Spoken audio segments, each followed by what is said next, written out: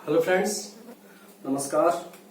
स्वागत है आप सभी का मेरे यूट्यूब चैनल में। देखो दोस्तों, आज मैं जो क्लासेस लेकर आया हूं आपके लिए वो क्लास है ज्योग्राफी वाली। जैसे कि आप मैप देख पा रहे होंगे, तो ज्योग्राफी वाली जो क्लासेस है उस क्लासेस में हम जो टॉपिक होगा झीलों वाला, वो टॉपिक आज हम डिस्कस करेंगे इस क्लास के अंदर।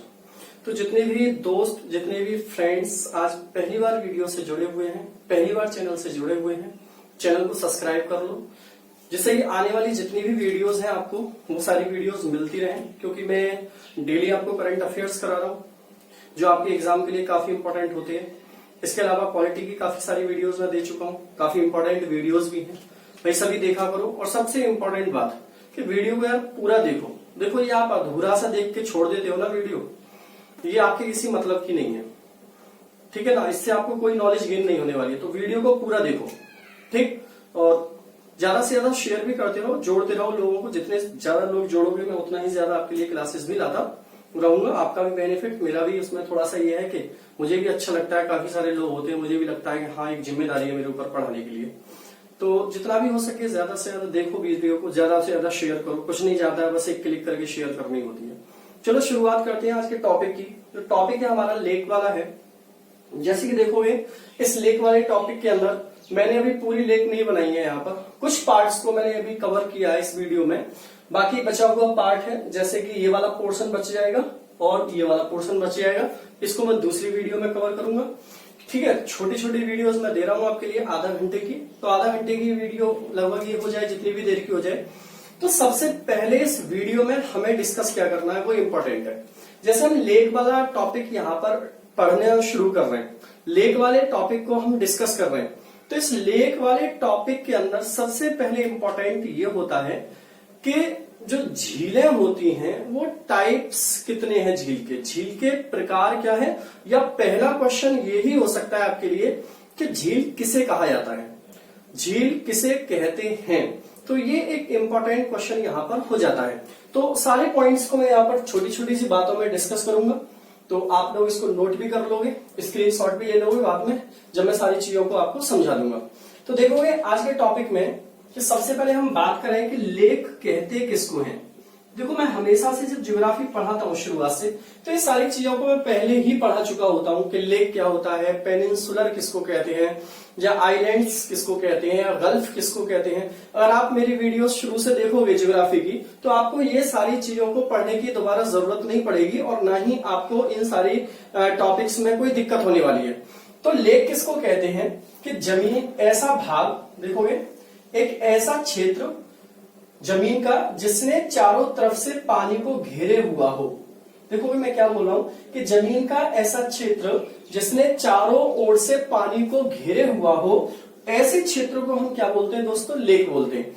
अब देखो, एक साथ मैं यहाँ पर आया हूं तो दो तीन चीजों को और क्लियर कर दूं। दूसरा पॉइंट ये भी ले सकते हैं हम कि जमीन का ऐसा क्षेत्र जो चारों ओर से पानी ने घेरे रखा हो। देखो, ये दोनों बातें उल्टी हो जाएंगी। यहां पर मैंने बोला कि पानी का ऐसा क्षेत्र जिसे जमीन ने चारों ओर से घेरा है, तो लेक झील बन गई। और जब जमीन का क्षेत्र चारों ओर पानी घेरे हुआ होता है तो इसको हम आइलैंड्स बोलते हैं। क्या बोलते हैं? आइलैंड बोलते हैं, इसको हम द्वीप बोलते हैं।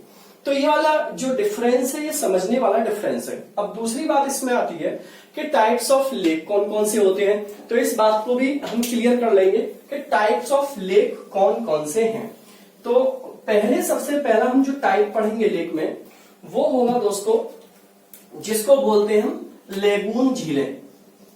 लेगून झील, इसको और बोलेंगे तो हम अनूप झील भी इसको बोल सकते हैं, अनूप झीलें।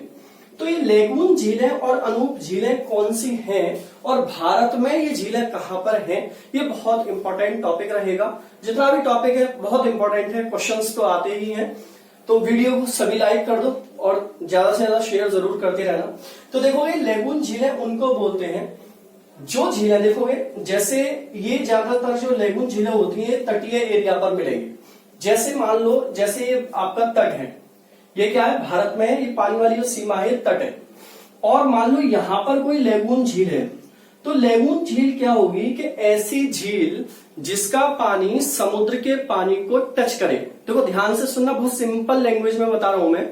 ऐसी झील जिसका पानी समुद्र के पानी को टच करे, उन झीलों को लेगून झीलें कहते हैं। जैसे यहां पर मैंने मान लो ये आंध्र प्रदेश का क्षेत्र है और यहां पर मैंने कोई झील बनाई, और जब ये झील है तो ये वाला एरिया क्या होगा, सागर वाला एरिया है भाई, बंगाल की खाड़ी वाला एरिया है ना, पूरा दिख रहा होगा।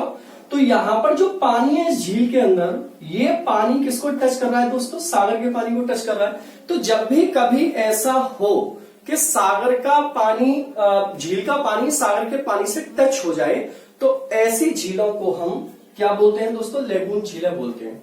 ऐसी झीलों को हम क्या बोलते हैं, लेगून झीलें, ऐसी झीलों को कहा जाता है। अब देखो इसके एग्जाम्पल देखोगे तो भारत में इसका सबसे बड़ा जो एग्जाम्पल है वो है आपका चिल्का झील का। किसका है, चिल्का झील।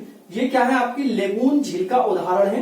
ये बहुत इंपॉर्टेंट भी रहता है। इसके अलावा पुलिकट झील, पुलिकट झील ये भी किसका उदाहरण है दोस्तों, लेगून झील का उदाहरण है। इसके अलावा वेमनाथ झील, ये आगे आएंगी सब झीलें तो मैं बताऊंगा आपके लिए। वेम्बनाथ झील ये भी किसका एग्जाम्पल है, लेगून झील का उदाहरण है। तो सबसे पहले हमने देखा कि लेगून झील किसको कहते हैं और लेगून झील के कौन कौन से एग्जाम्पल हमारे सामने हैं। तो बहुत सिंपल सी लैंग्वेज में हमने सीख लिया कि लेगून झीलें उन झीलों को कहते हैं जिनका पानी समुद्र के पानी को टच करता हो, पहली बात। अब देखो दूसरा, इसमें और कौन सी झीलें होती है, मेरे ख्याल से सबको समझ में आ गया होगा। दूसरी झीलें होती हैं दोस्तों जिनको बोलते हैं हम गोखुर झीलें। कौन सी झीलें होती हैं, गोखुर झीलें, गोखुर लेक। ये गोखुर झीलें होती हैं, ये कैसी झीलें होती हैं इसको भी समझ लेते हैं। देखो इस गोखुर झीलों का जो निर्माण होगा सबसे पहले ये नदियों के द्वारा होगा। ये वाली बात समझने वाली है। नदियों के द्वारा कैसे होता है कि जैसे कोई नदी बह रही है, ध्यान से समझना, और यहां तक दिख भी रहा होगा मुझे उम्मीद है। जैसे कोई नदी बह रही है और बहते बहते वो क्या करती है कि नदी कटान करती है मिट्टी का। देखो कोई भी नदी बह रही है तो मिट्टी का कटान करके तो वो चल रही है, लेकिन मिट्टी का कटान वो कर कितनी शेप में रही है, किस गहराई में कर रही है, ये एक अलग मैटर है। तो जब कोई नदी बहते बहते अपने साइड की मिट्टी का कटान इस तरह से कर दे कि इस एरिया को पूरे को मिट्टी को काट के फिर सीधा बहना शुरू हो जाए, और ये बहुत जगह देखने को मिलेगा, बीहड़ एरिया में काफी ज्यादा मिलेगा कि नदी बहते बहते और इस तरीके की कोई शेप बना दे, और शेप बनाकर यहां पर क्या होगा, एक खड्डा टाइप का इसने बना दिया मिट्टी का कटान करके, और इसमें भर गया पानी। और नदी क्या हो रही है, अब ये पानी नदी का सीधे सीधे बहता चलेगा, और धीरे धीरे यहाँ पर क्या होने लगेगा कि यहाँ पर जो मिट्टी आ रही है वो यहाँ भी धीरे धीरे धीरे धीरे क्या होने लगेगी, जमा। बस कुछ ही पोर्शन इसमें खुला रहता है जिससे कि पानी नदी का इसमें जाता रहे, गिरता रहे। तो ऐसी झीलें जिनका निर्माण नदियों के विसर्पण के कारण हुआ हो। देखो इसको सही लैंग्वेज में क्या बोलते हैं, विसर्पण। नदियों, विसर्पण बोलते हैं सांप के तरह चलने वाली नदियां, ठीक है। सांप के तरह जो कटान करने वाली नदियां होती हैं, जब आप किसी नदी नदी के किनारे जाओ तो देखना उसमें साइडों में इस तरीके की कुछ लहरें मिट्टी की बना दी जाती हैं। तो नदियों के कटान के, नदियों के विसर्पण के द्वारा जिन झीलों का निर्माण होता है उन झीलों को हम गोखुर झीलें कहते हैं।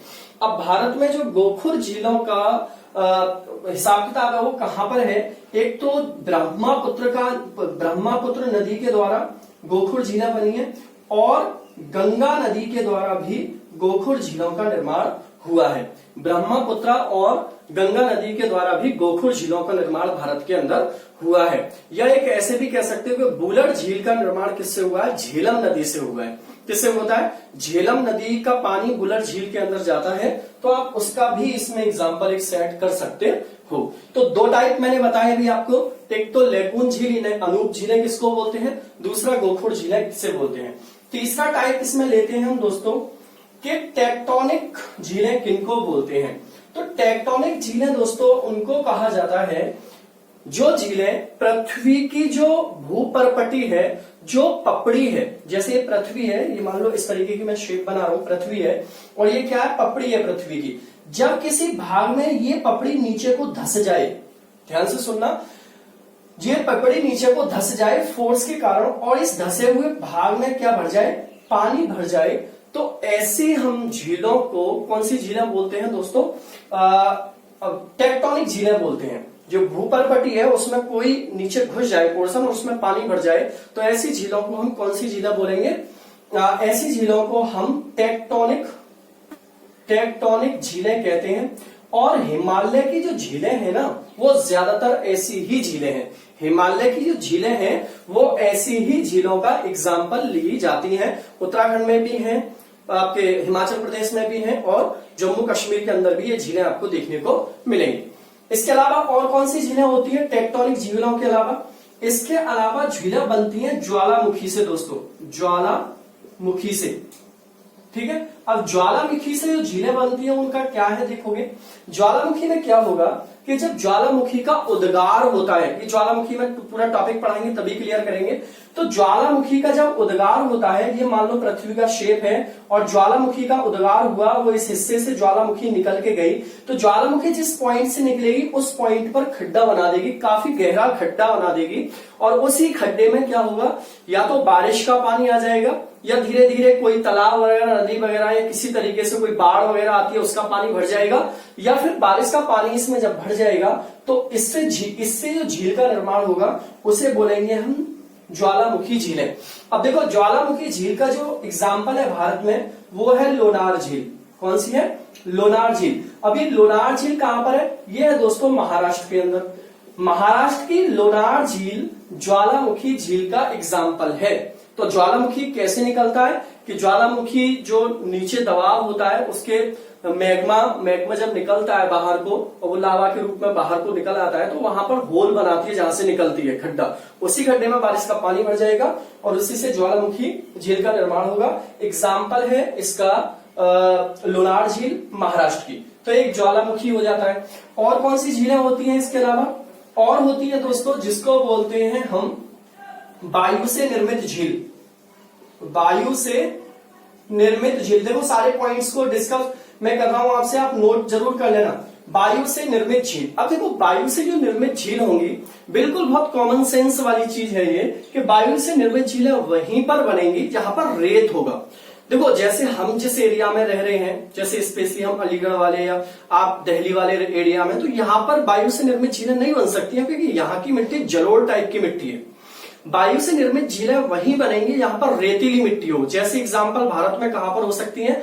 ये झीलें भारत के अंदर बनेंगी दोस्तों राजस्थान में, क्योंकि वहां पर जब आंधी आएगी और जब तूफान आएगा तो वो तूफान क्या करेगा, रेत को उड़ाएगा अपने साथ। और जब रेत को जिस भाग से उड़ाएगा तो आप देखोगे वहां पर रेत के ऐसे करके टीले बन जाएंगे, ऐसे करके टीले बन जाएंगे, जैसे पहाड़ होते हैं ना, कुछ इस तरीके के टीले बन जाते हैं। तो वहीं पर क्या होता है, जब किसी पोर्शन में खूब गहरा खड्डा हो जाता है, वहां के रेत को जब ज्यादा अपने साथ हवा ले जाती है तो वहां पर वो खड्डा हो जाए और फिर वहां पर हो जाए बारिश। तो उस बारिश का पानी जब उस खड्डे में भर जाएगा तो उससे जो निर्माण होगा झील का, उसे बोलेंगे वायु से निर्मित झील। क्या बोलेंगे? वायु से निर्मित झील। अब देखो वायु से निर्मित झील जो है भारत में, वो आपका सांभर झील है, डिडवाना झील है, पिछोला झील है। राजस्थान की एक झीलें जो है ये आपको पुष्कर झील है। तो ये आपको वायु से निर्मित झीलें हैं। कौन सी झीलें? वायु से निर्मित झीलें हैं। एक और लास्ट है इसमें प्रकार झीलों का, जिनको बोलते हैं दोस्तों हम हिमानी झीलें। क्या बोलते हैं? हिमानी झीलें। हिमानी का मतलब होता है ग्लेशियर लेक, हिमानी झीलें। अब हिमानी झीलें क्या होती हैं दोस्तों? जैसे ग्लेशियर क्या है, कोई पहाड़ी है और किसी पहाड़ी के ऊपर यहां पर बर्फ जम गई काफी सारी, ये ग्लेशियर बन गया, बर्फ का खूब बड़ा टापू ग्लेशियर बन जाता है। जब टेम्परेचर बढ़ेगा तो ये ग्लेशियर पिघलना शुरू होगा और जब ये ग्लेशियर का पानी पिघल के नीचे आएगा और उस पानी को जहां पर खड्डा मिलेगा नीचा, उसी खड्डे में क्या हो जाएगा, ये जमा होना शुरू हो जाएगा। जिस खड्डे में ये पानी जमा होगा उस खड्डे में जो झील बनेगी उसे हम क्या बोलेंगे? हिमानी झील बोलेंगे। अब ये हिमानी झीलें कहां पर बनेंगी? जहां पर बर्फ होगी। और बर्फ कहां पर है भारत में? उत्तर भारत में, जम्मू कश्मीर में है, हिमाचल प्रदेश में है, उत्तराखंड में है। तो मतलब यहाँ की जो तीनों की जो झीलें होती हैं वो लगभग झीलें जो होती हैं हिमानी प्रकार की झीलें होती हैं। यहाँ पर तो दो प्रकार की झीलें होती हैं ज्यादातर, एक तो टेक्टोनिक जो फोर्स से बन चुकी है पहले, और एक अब हिमानी झीलें बर्फों के पिघलने से बन रही हैं। तो ये टाइप्स हैं आपको, सबसे पहले मैंने बताया आपको टाइप ऑफ झील, टाइप ऑफ लेक। कौन कौन सी लेक हैं, इनके टाइप मैंने आपको बताए, बहुत इंपॉर्टेंट है। अब देखोगे इनके बारे में पढ़ते हैं कि ये झीलें कौन कौन सी, काफी इंपॉर्टेंट टॉपिक है। तो सबसे पहले देखोगे ये जो राज्य है, अब तो ये यूनियन टेरिटरी है एक्चुअल में, ये यूनियन टेरिटरी जो दिख रही है आपको जम्मू कश्मीर, इस जम्मू कश्मीर की मैंने यहाँ पर 16 झीलें लिखी हुई हैं। देखो मैंने फालतू कुछ भी नहीं लिखा है, जो आपके पेपर में आता है वही लिखा है। किसी को ये ना लगना चाहिए कि सर आपने बहुत लिख दी है। बेटा बहुत पढ़ोगे तभी थोड़ा सा करके आओगे पेपर में, थोड़ा सा पढ़ोगे बिल्कुल नहीं होगा पेपर में। ये बात जान लो, जितनी ज्यादा जानकारी होगी आपको पेपर के लिए उतना ही अच्छा है, जितनी कम जानकारी होगी पेपर में आपको बिल्कुल बेकार है आपके लिए। तो देखो मैंने ज्यादा से ज्यादा और अच्छी झीलें लाई हैं। तो जम्मू कश्मीर की सबसे पहले देखेंगे, मैं इनके बारे में भी बताता चला आऊंगा जो इंपॉर्टेंट बात है। जैसे बूलर झील, तो बूलर झील है जो जम्मू कश्मीर की, इस झील में जो पानी जाता है वो झेलम नदी का जाता है। ये झेलम नदी के किनारे है ये झील। और दूसरी इंपॉर्टेंट बात, ये बूलर झील जो है एशिया की सबसे बड़ी मीठे या ताजे पानी की झील है। फ्रेश वाटर या स्वीट वाटर जिसको बोल सकते हो, एशिया की, मैं भारत की ही नहीं कह रहा आपसे, एशिया की सबसे बड़ी मीठे पानी की झील। मैं ये नहीं कह रहा हूं कि एशिया की सबसे बड़ी झील है, मैं मीठे पानी की झील बोल रहा हूं दोस्तों। मीठे पानी की झील है कौन सी? बूलर झील। एशिया की सबसे बड़ी मीठे पानी की झील कौन सी है? बूलर झील है। तो एक बात तो आपको ये याद रखनी है, जम्मू कश्मीर में श्रीनगर के अंदर ये झील आपको मिलेगी लगभग। तो बूलर झील के बारे में याद रखना। वैसे ही डल झील के बारे में याद रखना है कि डल झील है दोस्तों, इसको श्रीनगर का मुकुट या जम्मू कश्मीर का मुकुट कहा जाता है। बहुत इंपॉर्टेंट है कि जो डल झील है इसे जम्मू कश्मीर का मुकुट कहा जाता है। और ये डल झील जाड़ों में जम जाती है। ये पूछा जाता है कि निम्नलिखित में से कौन सी झील जमी हुई झील है, तो ये जमी हुई झील में आपको जम्मू कश्मीर की झील आएगी।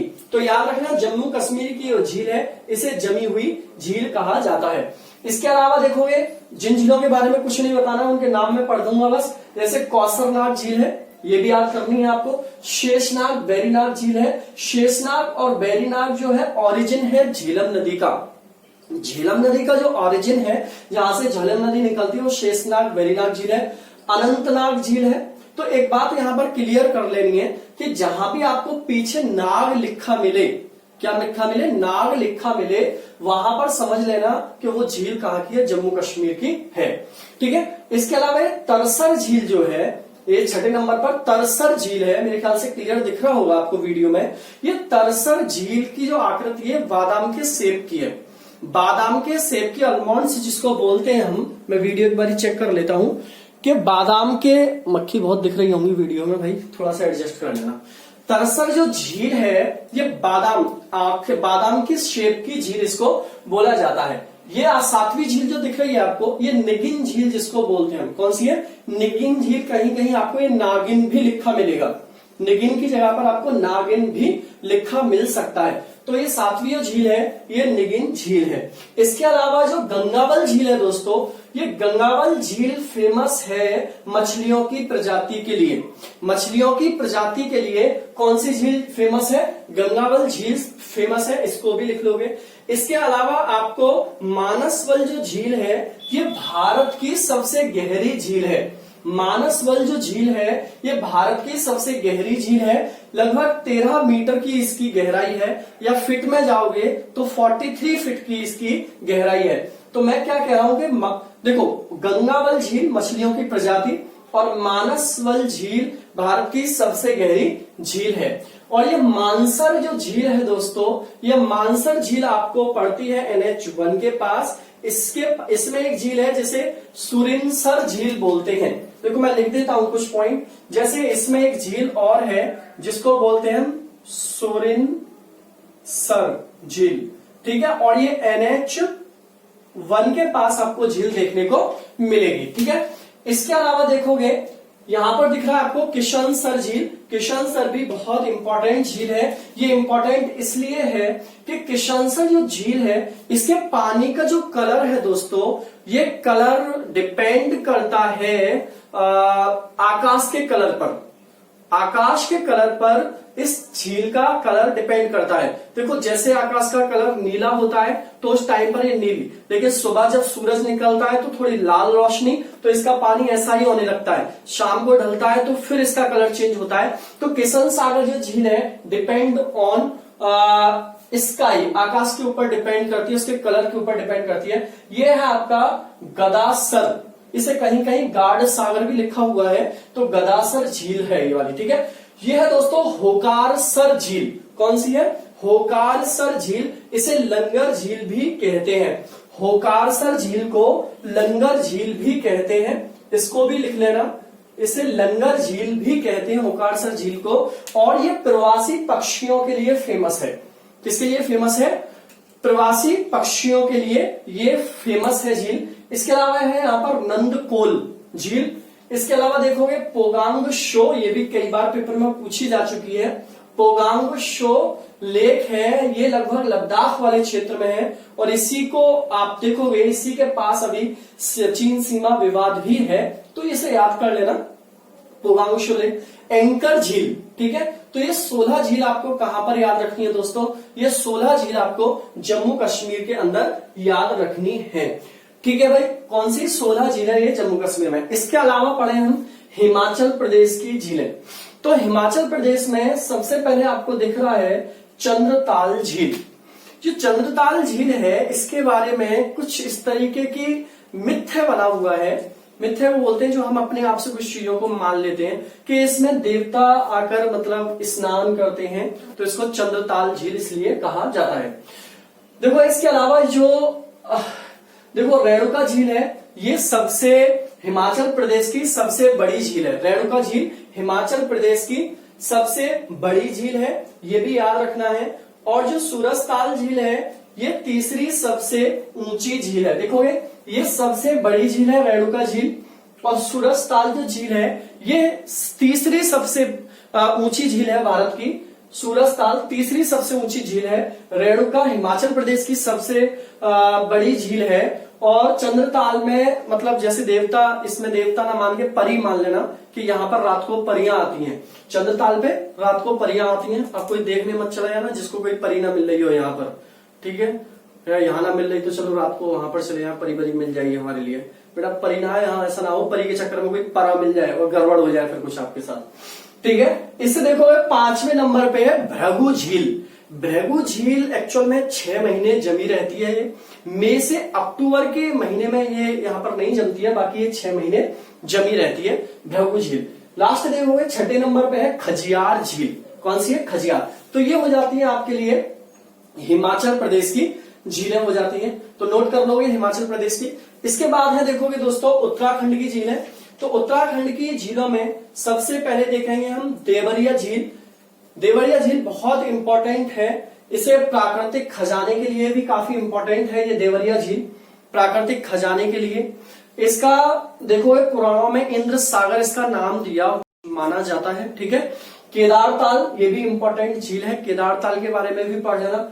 भीमताल यहाँ पर झील है। देखो यहाँ पर ताल करके, देखो 2 ताल यहाँ याद कर लो बस, चंद्रताल और सुराजताल। इसके बाद जितने भी ताल देखे आपको, आप एक आध ताल तो मान लो यूपी में भी है, बाकी सारे के सारे ताल कहां पर है? उत्तराखंड में। देखो जैसे देवरिया ताल, केदार ताल, भीमताल, सात ताल, नौकुचिया ताल, खुरपा ताल, नैनीताल, तो ये सारे के सारे ताल हैं। 7 ये नाम मैंने बताए यहाँ पर, देवरिया ताल, केदार ताल, भीमताल, सात ताल, नौकुचिया ताल, खुरपा ताल, नैनीताल, सतोपंथ।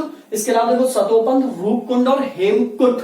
रूपकुंड और हेमकुट ये झीलें यहाँ पर और आपको देखने को मिलेंगी, तो काफी इंपॉर्टेंट है। यहाँ पर याद रखना सातताल जो झील है दोस्तों, इसका पानी मीठा है। सातताल जो झील है इसका पानी मीठा है, ये भी याद रखना। सातताल झील का पानी कैसा है? मीठा है। और भीमताल के बारे में जो झील है इसके बारे में कुछ ऐसी मान्यता है कि इसको भीम के द्वारा खोदा गया था। ये याद रखना कि ये उत्तराखंड की झीलें हैं, इनके बारे में मान्यताएं कुछ महाभारत से जुड़ी हुई हैं, काफी सारी मान्यताएं, ठीक है। तो ये उत्तराखंड की झीलें हो जाती हैं, काफी इंपॉर्टेंट यहाँ पर आपको रहेगा, ठीक है। अच्छा ये भी क्वेश्चन कई बार आता है कि झीलों की नगरी किसको कहा जाता है, तो कई बार क्वेश्चन में कंफ्यूजन हो जाती है, तो यहाँ पर उदयपुर होता है। तो ये सारे पॉइंट्स मैं बाद में आपको डिस्कस करूंगा जब पूरी वीडियो एक बार हम बना लेंगे। इसके बाद आएंगे हम यूपी के अंदर। तो देखो ये यूपी में सबसे पहले हम कीटम, ये देखो कीथम लिखा हुआ है, कहीं कहीं ये कीटम भी लिखा होता है। और ये कीटम झील मेरे ख्याल से मुझसे जुड़े हुए स्टूडेंट हैं ज्यादातर, वो तो जानते ही होंगे, आगरा के पास है। कहां पर है? आगरा के पास है कीटम झील, इंपॉर्टेंट रहेगी।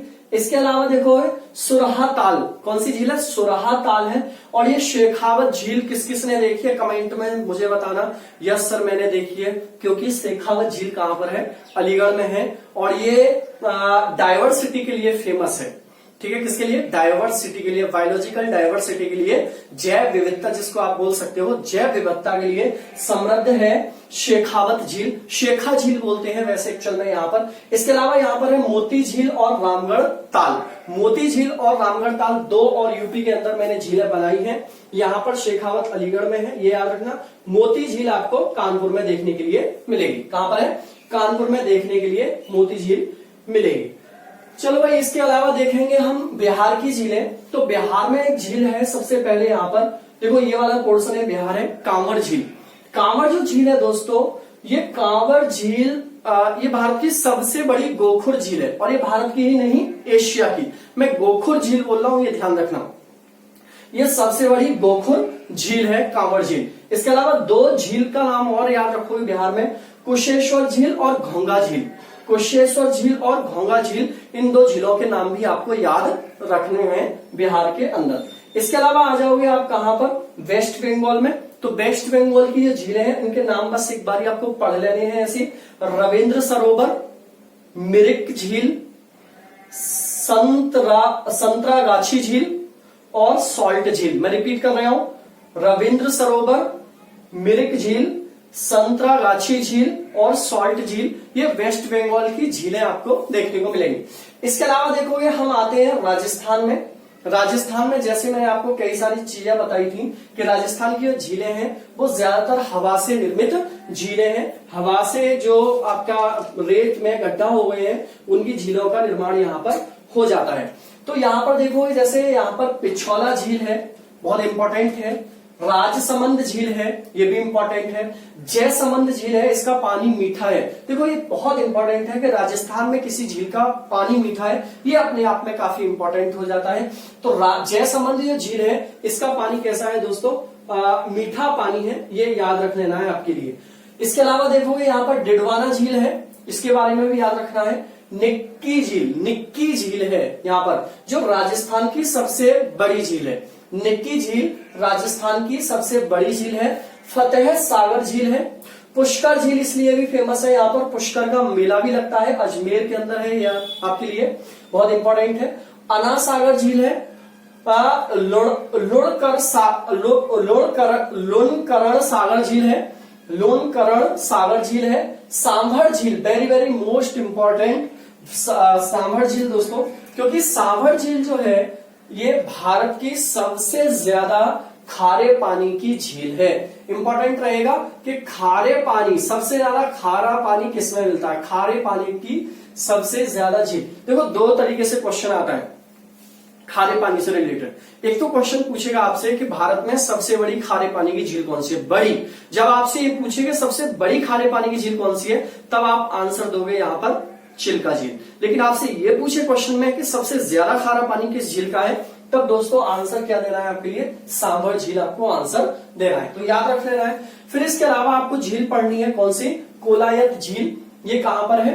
राजस्थान में। तो राजस्थान में मैंने 11 झील हैं, रिपीट कर देता हूं। पिछोला, राजसमंद, जयसमंद, डिडवाना, निक्की, फतेह सागर, पुष्कर, अना सागर, लोणकरणसर, सांभर और कोलायत झील। तो ये झीलें आपको पढ़ लेनी है, काफी इंपॉर्टेंट झीलें आपको यहाँ पर ये देखने के लिए मिलेंगी। अब देखो ये ध्यान रखना कि फतेह सागर में एक वैध शौरशाला का निर्माण हुआ है। ठीक है, फतेह सागर में वैध शौरशाला, ठीक है ना, वैध शौरशाला, ठीक है, इसका निर्माण फतेह सागर झील के पास है, तो ये इंपॉर्टेंट रहेगा। इसके अलावा गुजरात में आते हैं, तो गुजरात की झीलों के आपको नाम पढ़ लेने हैं सीधे सीधे। एक तो कौन सी है? कंकारिया झील, नल सरोवर झील। नल सरोवर राष्ट्रीय उद्यान भी है, ये भी याद रख लेना है, राष्ट्रीय उद्यान में बताएंगे।